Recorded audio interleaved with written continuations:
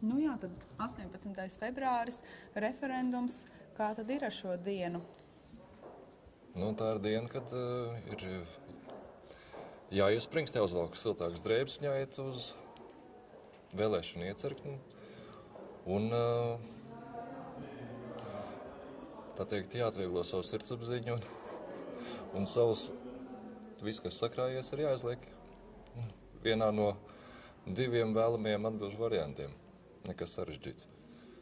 Un es varbūt pateikšu, kāds mans arguments ir. Būtībā es esmu rīdzinieks, bet nu jau kādus gadus 5 varu sevi uzskatīt par pilntiesīgu valmierieti. Un šobrīd tas galvenais arguments, kāpēc es labprāt dzīvoju Valmierā, būtībā tā ir valoda. Tā ir valoda, kur es šeit dzirdu visapkārt, un tā man tomēr liecina vairāk par...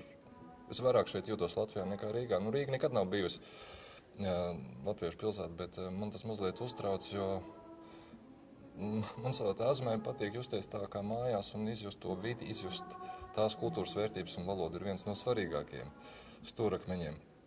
Un, ja es braucu kādu citu valsti, es labprāt redzētu tieši tās konkrētās valsts kultūras vērtības un viņu valodu, un nevis, ka viņi pielāgotos man un mēģinātu runāt manā valodā. Un tas man šķiet ir viens no būtiskākajiem argumentiem. Paldies!